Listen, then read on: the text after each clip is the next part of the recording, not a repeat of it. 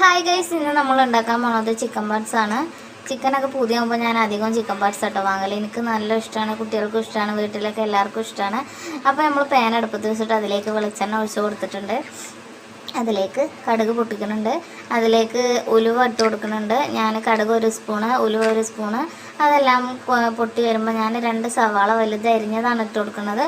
അപ്പോൾ ഒന്ന് സവാള മൂത്ത് വരാൻ വേണ്ടിയിട്ട് നമുക്ക് ഉപ്പിട്ട് കൊടുക്കണം. ഞാൻ ഇവിടെ ഉപ്പിട്ട് കൊടുത്തിട്ടില്ല, മറന്നതാണ് ഗൈസ്. എന്നിട്ട് നമുക്ക് നല്ലപോലെ ഇളക്കി കൊടുക്കണം കേട്ടോ. ഇനിയാണ് ഞാൻ ഉപ്പിടുന്നത്. ഇനി 1.5 സ്പൂണ് ഉപ്പിട്ട് കൊടുക്കുന്നുണ്ട്. 2 പച്ചമുളക് കീറിയത് എടുക്കുന്നുണ്ട്. എരിവിന് ആവശ്യത്തിന് നിങ്ങൾ പച്ചമുളക് ഇട്ട് കൊടുക്കുക കേട്ടോ, എരി ഇട്ട് കൊടുക്കുക. ഞാനിവിടെ 2 പച്ചമുളകാണ് എടുത്തിട്ടുള്ളത്. നല്ല എരിയുള്ള പച്ചമുളകാണ്, അതുകൊണ്ട് ഞാൻ 2 എടുത്തിട്ടുള്ളൂ. അത് കഴിഞ്ഞിട്ട് നമുക്കിനി പൊടികൾ ചേർത്ത് കൊടുക്കാം. ഞാനിവിടെ 2 സ്പൂണ് മുളക് പൊടിയാണ് എടുത്തിട്ടുള്ളത്. ഇത് കാശ്മീരി മുളക് പൊടിയാണ്, അതുകൊണ്ട് എരിവ് അധികം ഉണ്ടാവില്ല. ഇവിടെ വീട്ടിൽ ആർക്കും എരിവ് അധികം ഇഷ്ടമല്ല കേട്ടോ, അതുകൊണ്ട് ഞാൻ എരി ഇല്ലാതെയാണ് എല്ലാതും ഉണ്ടാക്കൽ. എരിവ് ഇടുകയാണെങ്കിൽ തന്നെ ഞാൻ പച്ചമുളക് ഇടലുള്ളൂ കേട്ടോ. അതുകൊണ്ട് 2 സ്പൂൺ മുളക് പൊടി, 1.5 സ്പൂണ് മഞ്ഞൾപ്പൊടി, 2 സ്പൂൺ മല്ലിപ്പൊടി, പിന്നെ 1 സ്പൂണ് വലിയ ജീരകത്തിൻ്റെ പൊടി, 1 സ്പൂണ് കുരുമുളക് പൊടി, 1 സ്പൂണ് ഗരം മസാല. ഇതെല്ലാം പാടെ നല്ലപോലെ മിക്സ് ചെയ്യുക കേട്ടോ. ഈ പൊടികളെ പച്ചമണമൊക്കെ ഒന്ന് മാറി വരുന്നത് കൊണ്ട് നല്ലപോലെ മിക്സ് ചെയ്തെടുക്കണം കേട്ടോ. എന്നിട്ട് ഇതിൻ്റെ പച്ചമണമൊക്കെ ഒന്ന് മാറി വരുമ്പോൾ നമുക്കിതിലേക്ക് തക്കാളി പേസ്റ്റ് ഒഴിച്ച് കൊടുക്കാനുണ്ട്. ഞാൻ 2 വലിയ തക്കാളിയാണ് എടുക്കുന്നത്. നമുക്ക് ഇഞ്ചി വെളുത്തുള്ളി പേസ്റ്റ് ഇട്ട് കൊടുക്കാനുണ്ട്, അത് ഞാൻ ഇട്ട് കൊടുത്തിട്ടുണ്ടായിരുന്നില്ല. ഈ മസാലയുടെ പച്ചമണമൊക്കെ ഒന്ന് മാറി വരുമ്പോൾ ഇഞ്ചി വെളുത്തുള്ളി പേസ്റ്റ് ചതച്ചതാണ് ഞാൻ ഇട്ട് കൊടുക്കുന്നത്.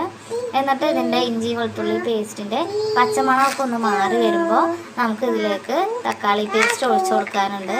ഞാൻ 2 വലിയ തക്കാളിയാണ് എടുത്തിട്ടുള്ളത്. അതൊന്ന് നല്ലപോലെ മിക്സിയിൽ പേസ്റ്റ് രൂപത്തിലാക്കണം. എന്നിട്ട് അതിലേക്ക് ഇട്ട് കൊടുക്കുന്നുണ്ട്. സോറി ഗൈസ്, ഞാൻ മിക്സിയിൽ അടിച്ചിട്ടില്ല, അതുകൊണ്ട് നമ്മൾ കട്ട് ചെയ്തിട്ടാണ് ഇട്ട് കൊടുക്കുന്നത്.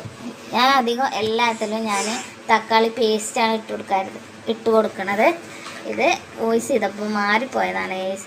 തക്കാളി ഇട്ട് കൊടുത്തിട്ട് ഈ തക്കാളി ഒന്ന് 2 മിനിറ്റ് നല്ലപോലെ വേവിച്ചെടുക്കണം കേട്ടോ. ഒന്ന് മൂടി വെച്ചിട്ട് ഇത് നല്ലപോലെ കുഴഞ്ഞ് വന്നിട്ടുണ്ട് കേട്ടോ. ഈ തക്കാളിയൊക്കെ കുഴഞ്ഞ് വരുന്ന രൂപത്തിൽ നമ്മൾ വേവിച്ചെടുക്കണം, അല്ലെങ്കിൽ തക്കാളി ചോവ ഉണ്ടാവും.